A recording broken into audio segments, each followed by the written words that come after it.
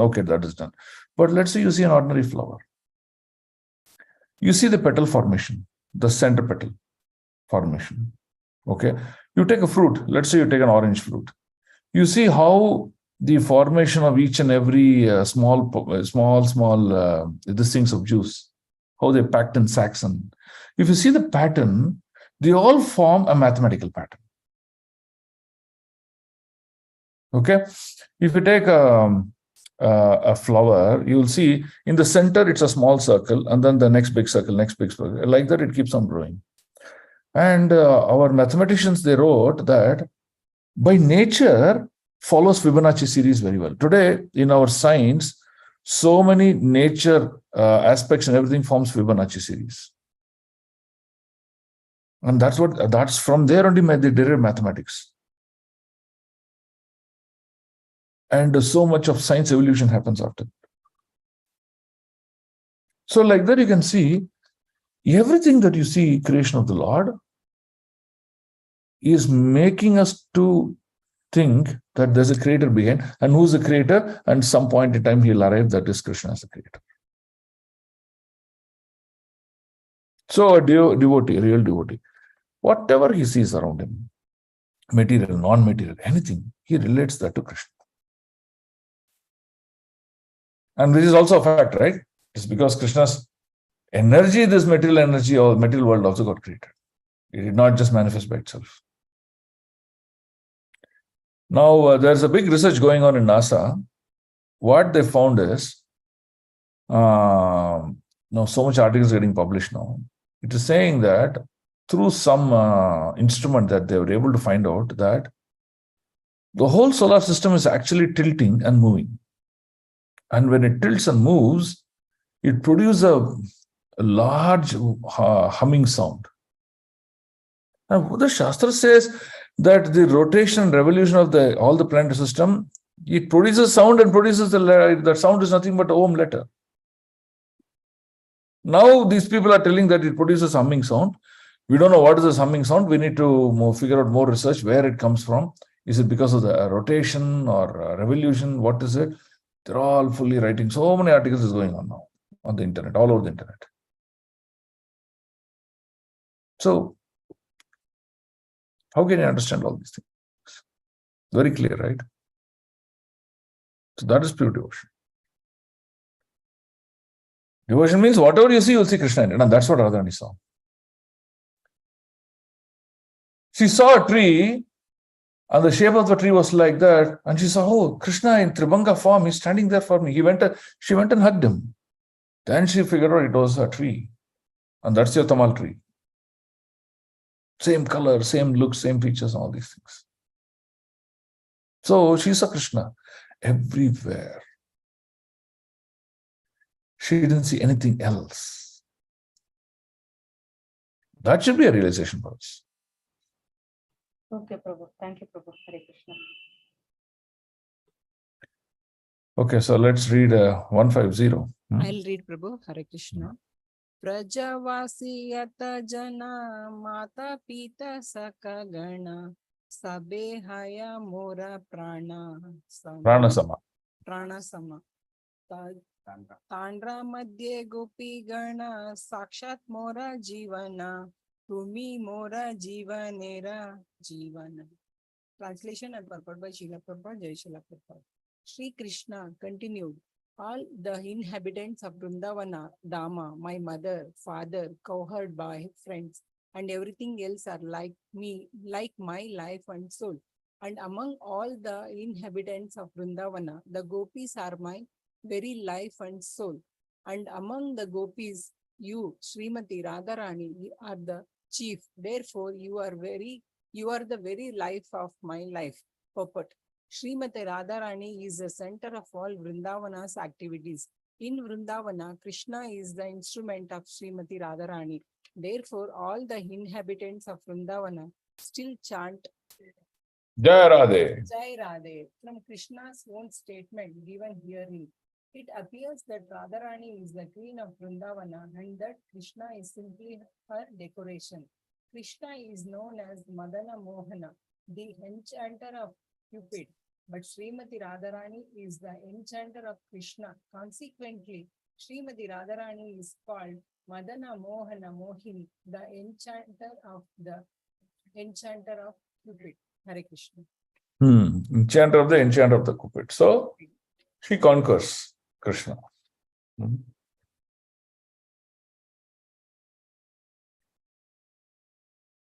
Okay, 151. Any thoughts, questions that you have on 150?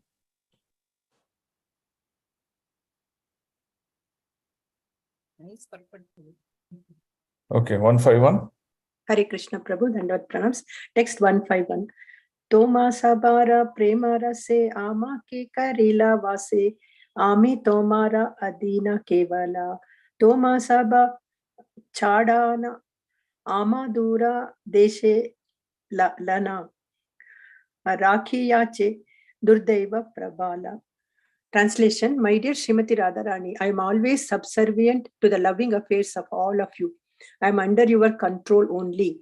My separation from you and residence in distant places have occurred due to my strong misfortune. Hare Krishna. I am subservient to the loving affairs to all of you. So these are all the proof how Krishna takes a humble position when love is phenomenal. I am under your control. My separation from you and residence in distant places have occurred due to my strong misfortune. Now Krishna considers separation from his devotees as misfortune for himself. Okay, 152. Hare Krishna, text 13.152. Hmm. Priya Sangahina, Priya Sangavina, Nahi jiye ye satya pramana, Mora dasha shone be, Tanra ei dasha habe, Ei baye dunhe rake prana. When a woman is separated from the man she loves, or a man is separated from his beloved woman, neither of them can live. It's a fact that they live only for each other. For if one dies and the other hears of it, he or she will die also. Hare Krishna.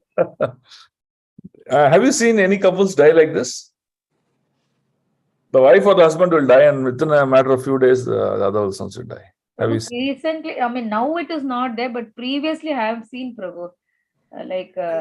They will die, Prabhu. The husband cannot live without the wife, or the wife cannot live without the husband. Now if the spouse dies, the other one is cheerful. Oh, thank you. Because they are independent of Prabhu. Each one is so much troublesome. The other feels comfortable when the one person dies. Before, no, Prabhu, even if the other one was giving, usually it was the husband who was giving trouble to the wife. That was how the husband. No. This is Shaivanism. Prabhu, no, the husband was always dominating. And even if she troubles her, that trouble she would take it as happiness only, Prabhu. Okay, that is really a elevated wife. Okay. Okay, let's 153. Hare Krishna Prabhu, text 153. Seyi sati premavati, premavan seyi pati, viyogeya vanche priya ite, nagane apana dukkha, vanche priya jana sukha, seyi duhi mile achirate. Translation: Such a loving, chaste wife and loving husband desire all welfare for each other in separation and do not care for personal happiness. Desiring only each other's well-being, such a pair certainly meet again without delay. Hare Krishna. Certainly meet delay. Okay, so now what is real love between two entities have been discussed here. Okay. 154. I'll read Mataji, okay? Yes, Prabhuji. Rakite tomara jivana seyami narayana tandre sakte asi niti tomasane kridakari nitiyaya dupuri taha tumi manaha mora spurti. You are most dear. You are my most dear. I know that in my absence, you cannot live for a moment. Just to keeping you living, I worship Lord Narayana. But my merciful potency, I come to Vrindavan every day to enjoy pastimes with you. I then return to Dwarkadam. Thus, you can always feel my presence there in Vrindavan. Okay, so what's the meaning of this? You are my most dear. Okay, so Krishna is telling Radharani, I know that in my absence, you cannot live for a moment. Just to keep you living, I worship Lord Narayan. Okay. By his merciful potency, I come to Vrindavana every day to enjoy pastimes with you. I then return to Dwarkadam. Thus, you can always feel my presence there in Vrindavan. So Krishna is telling Radharani how he is present in Vrindavan. Right? So, we have read in Srimad Bhagavatam that there are two kinds of worships, right? One worship is worship of Lakshmi Narayana, okay, through all the rules and regulations. And through worship of Lakshmi Narayana, you will be able to realize Krishna. Okay. The other method is the Bhagavat Vidhi worship, where you worship in state of joy, right? So, in a temple environment, you will see there is Radha and Krishna on the altar, and the devotees are in the temple floor. Now, Radha and Krishna need to be worshipped in the form of Bhagavad Vidhi, with dance and with singing, with arti and all these things. But Lakshmi Narayana needs to be worshipped with procedure. Procedure. So now, since we are not qualified to worship Radha and Krishna directly in Bhagavad Vidhi, what do? We worship with procedure, as explained in Shodashopacharas or explained in Pancharatric Vidhis. So Radha and Krishna manifest as Lakshmi Narayana in front of us when we worship them. But actually, whom are we worshipping? Radha and Krishna. But however, all the devotees who are in the temple hall, they see Radha and Krishna only, and hence they worship that in the mood of Bhagavad Vidhi, with dance and with singing and with mood of joy and happiness and all those things. So you see, both are one and the same. That's the point Krishna is trying to conclude. Okay? Absolute silence. Okay, let's read 155. Prabhu, shall I read, Prabhu? Yeah, Am I read. audible? Yes. Yeah, verse number 155. Mora bhagyana vishaya. Visaya. Vishaya. Tomara ye prema haye. Seyi prema parama prabala.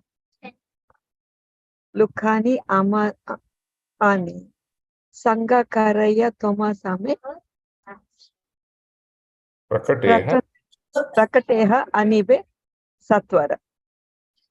Translation by Jai Shri Prabhupada. Our love affair is more powerful because of my good fortune in receiving Narayana's grace. This allows me to come there unseen by others. I hope that very soon I will be visible to everyone. But Krishna has two kinds of presence, Prakata and Aprakata. Manifest and unmanifest. Next page, Prabhu. It's already done. Yes. Yes, Prabhu. These are identical for the sincere devotee.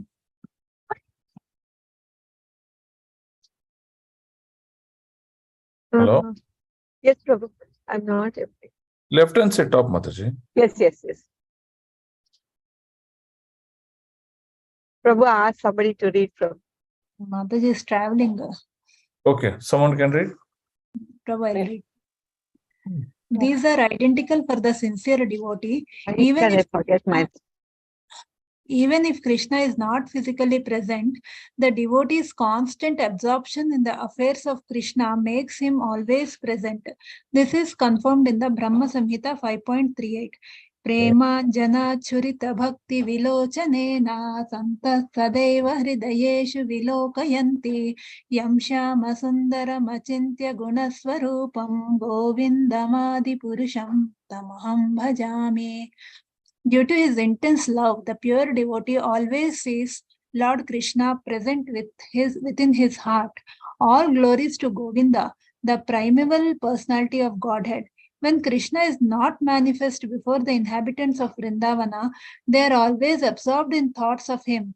Therefore, even though at that time Krishna was living in Dwaraka, he was simultaneously present before all the inhabitants of Vrindavana.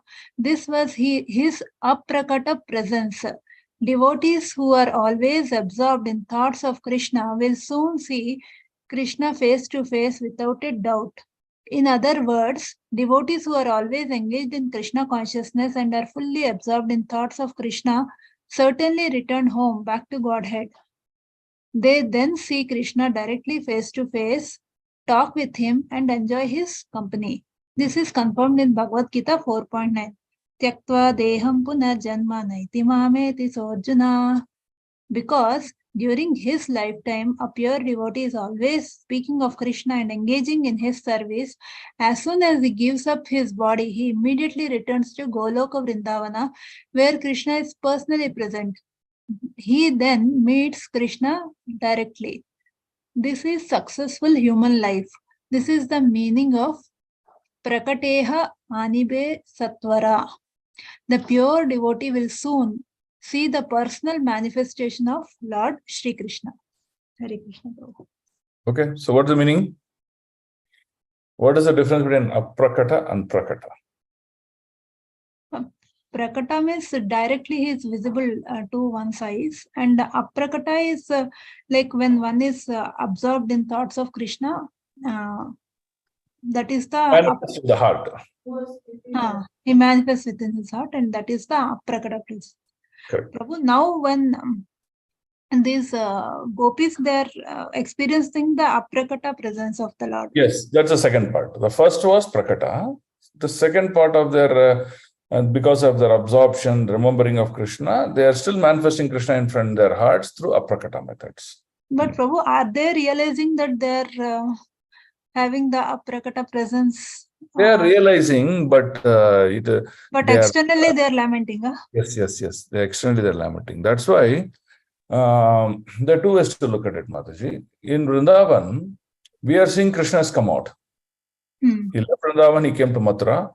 Then from Mathura, he came to Hastinapur. Then he went to Dwaraka. Then he shuttled between there. And that's what he did. We are seeing that external. But internally, what Bhagavatam says, it says that Krishna never left Vrindavan. So if Krishna never left Vrindavan internally, that means internally all the gopis and Rajavasis, they're always nourished, getting nourished, and they're always in that state of bliss. Eternally joyful state. So externally they're experiencing this separation, and that's what they're demonstrating when Krishna externally, who he expanded as Vasudeva, and came out of Vrindavan, and then he performed his pastimes with the Pandavas. Okay, so that's how there is clarity. So internally, Krishna was always united with them. Externally, this is what is happening. Thank you, Prabhu. Okay, so how to understand this? Let's say you go to sleep. Okay, in sleep you may unite with a person, your lover or something like that. Okay, but if you come out of it, then you see there's no lover of yours. It's just you, your body. So in both ways, one can unite and one can experience it. So that's what is being explained. Hare Krishna, Prabhu. Yes, Prabhu. Prabhu, this aprakata param can also be understood as avyakta or unmanifested, all-pervading nature of the Lord, Prabhu. That manifestation and unmanifestation is to be understood in the correct context now. So manifest means what? He is visible to our eyes. Yes. Unmanifest means not visible to our eyes. We generally use manifest, unmanifest from a gross point of view. Yes, Prabhu. Here also manifest and manifestation, but it is in the internal consciousness. Yes, Prabhu. Okay, Prabhu. Cheppu vari class lo unnaru. Hello. You got the point, Prabhuji? Yes, Prabhu. Thank you, Prabhu. So, whether in unmanifested or manifested state, if one is united with Krishna, then when you leave this body, when you go back, you will unite with the Krishna at all times. That's the whole point here.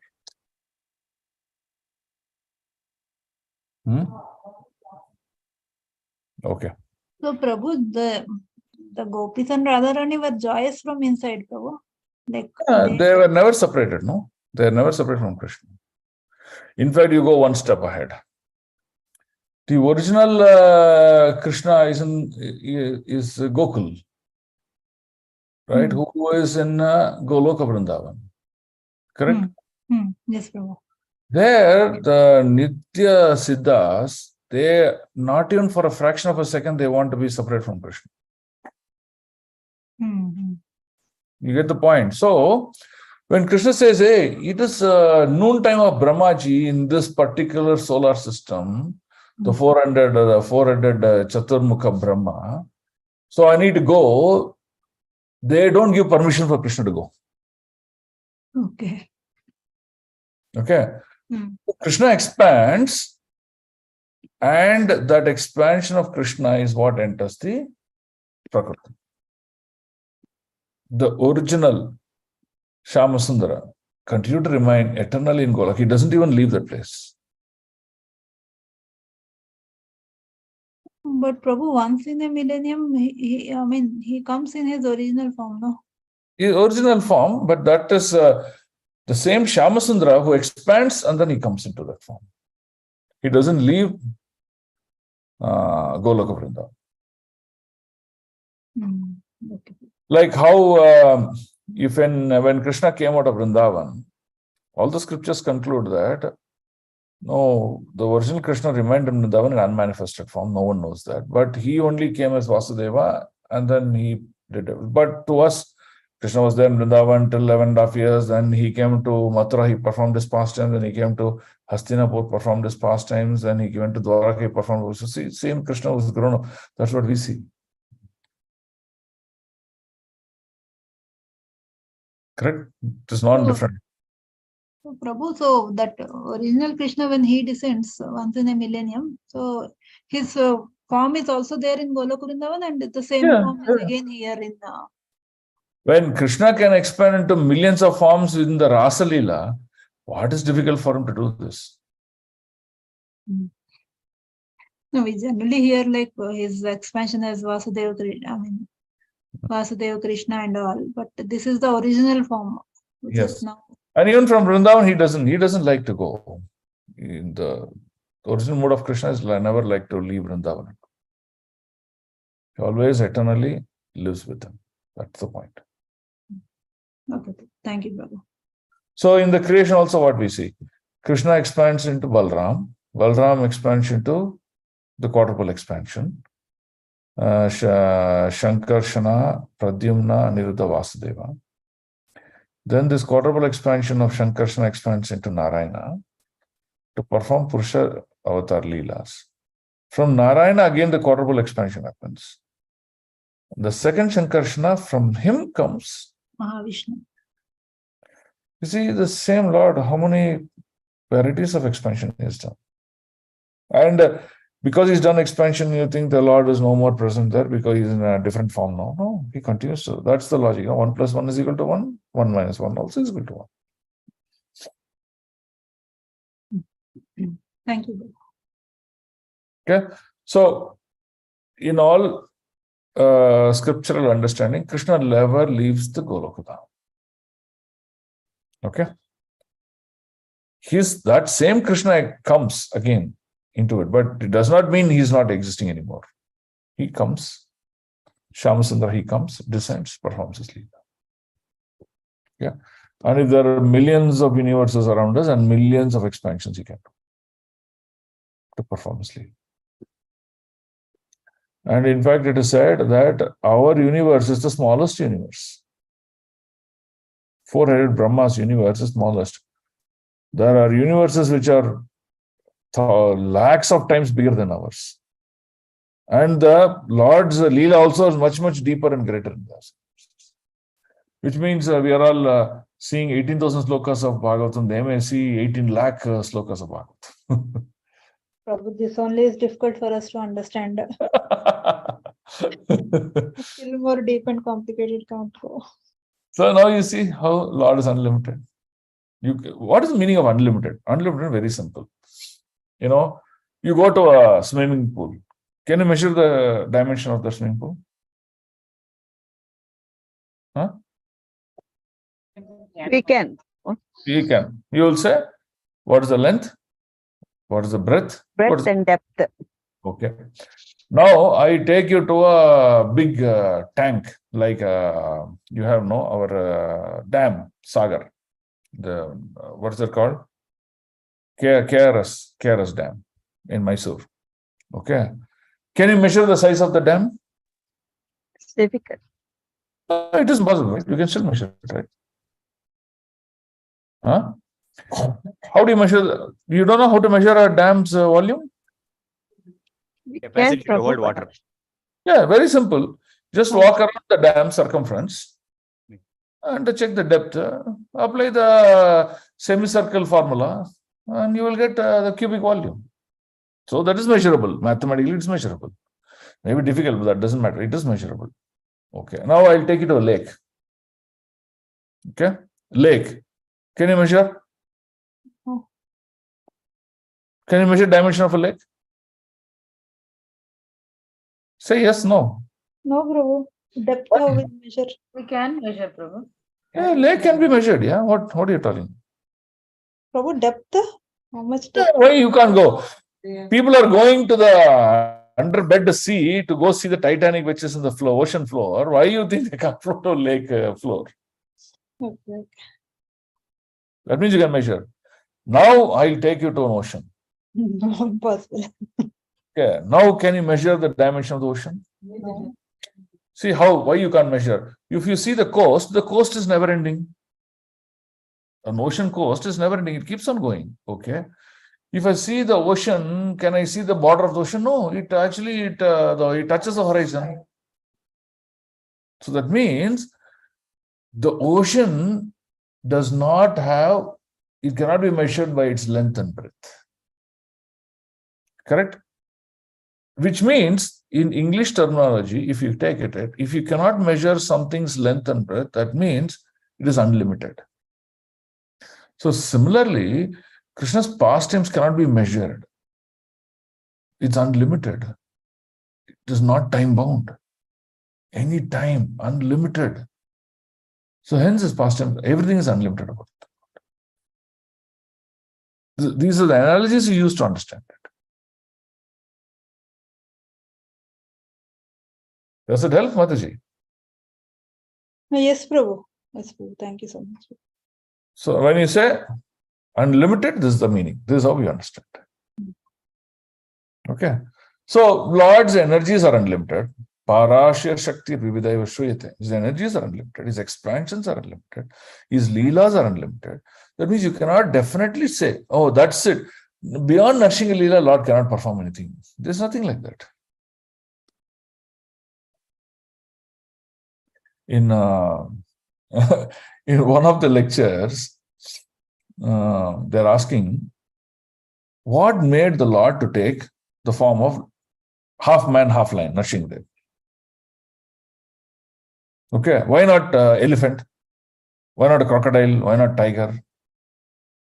Like that, there's a question. So which the speaker answers that,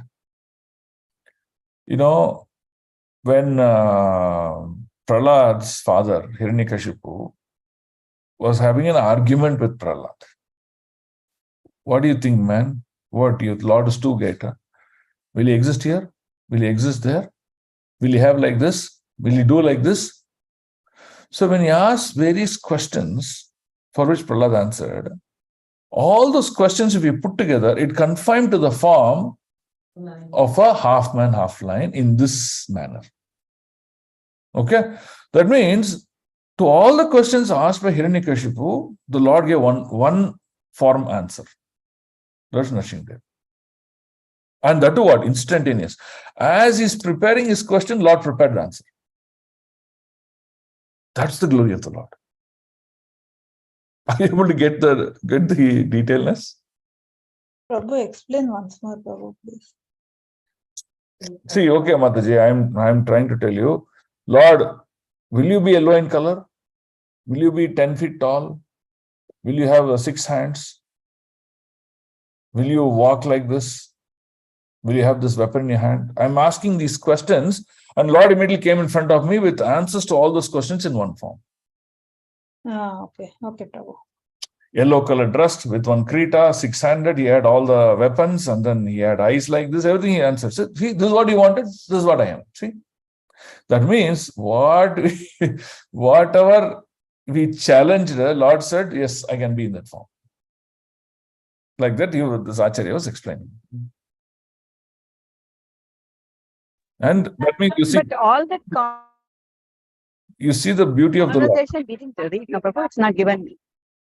Sorry, Mataji.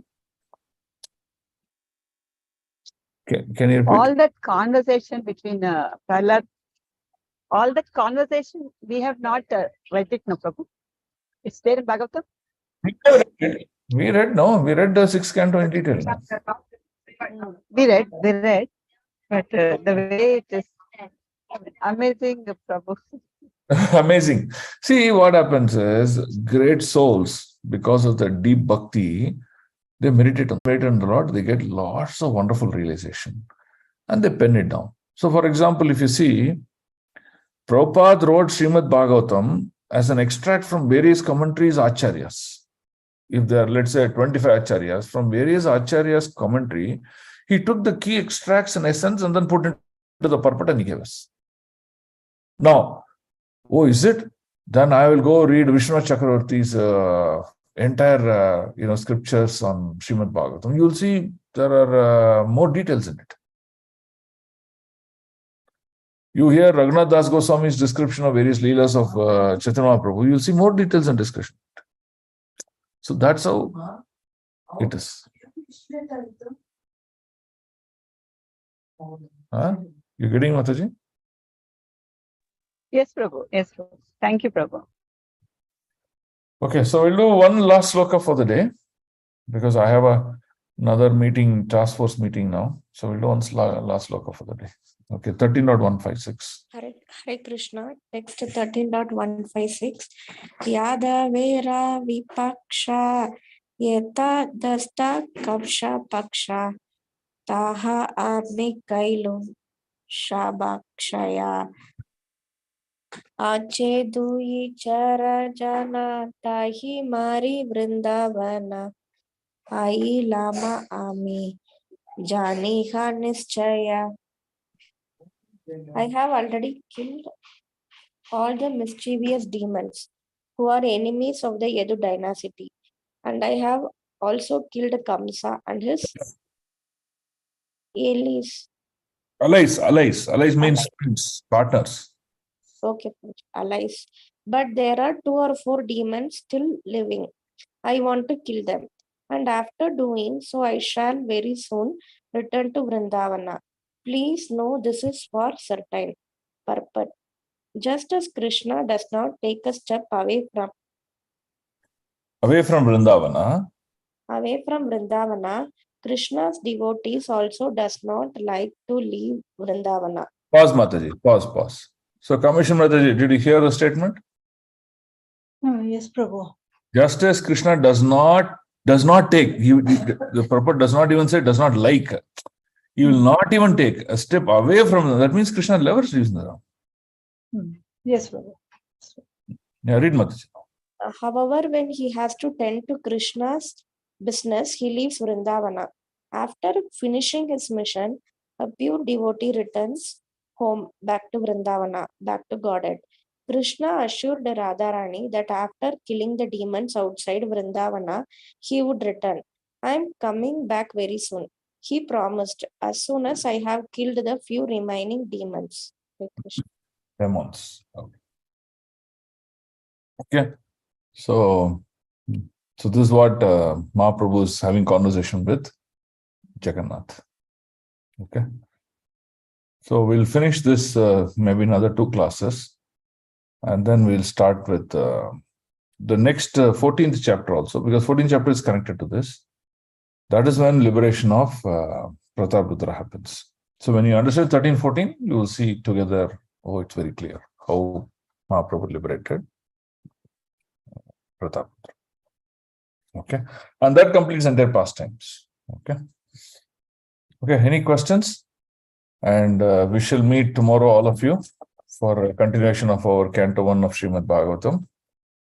So tomorrow we're going to answer the first question. So now the stage is set. Sutta Goswami is talking about the preachings of Sukadeva Goswami. He's going to answer the first question of the sages of Naimisharanya. Right? Of course, we'll try and see if we can cover more questions. Prabhu, do we have test on Sunday, Prabhu, on chapter 4? Yes, this Sunday is examination. Chapter 4. Okay, thank you. Yeah, all the quiz, everything will come, and your scores will be recorded. Okay. So all get prepared. Try to get out of out. 4th chapter is transcendental knowledge. Right? We should get it out of out. Not 1 mark less also. Okay. Okay, thank you so much. Grandhara Chaitanya Charitamrita ki jai, Srila Prabhupada ki jai, Gurudev ki jai, Gaur Premanande. Hari Hari Bol. Patarubhyascha Kripa Sindhubhyevacha Patitanam Pavanebhyo Vaishnavebhyo Namo Namaha. Ananta Koti Vaishnava Vrinda ki jai, Vaishnava Thakur Srila Prabhupada ki jai. Om Tat Sat. Thank you. Hare Krishna. Hare Krishna, Prabhu. Hare Thank you. Krishna. Hare Krishna. Hare Krishna, Prabhu. There's one thing. Tomorrow, when start of the class, initially we will be discussing a particular topic for about 15-20 minutes. After that, the quiz will start. Okay. So, like that, we will take nectar topics, one topic, and try to answer that, and then we'll. Okay. Thank you. Hare Krishna. Hare Krishna, Prabhu. Dandvat Pranam, Prabhu. Thank you, Prabhu. Hare Krishna, Prabhu. Dandvat Pranam. Hare Krishna, Prabhu. Dandavat Pranam, Prabhu. Hare Krishna. Hare Krishna, Dandavat Pranam, Prabhu. Hare Krishna, Mataji. Dandavat Pranam.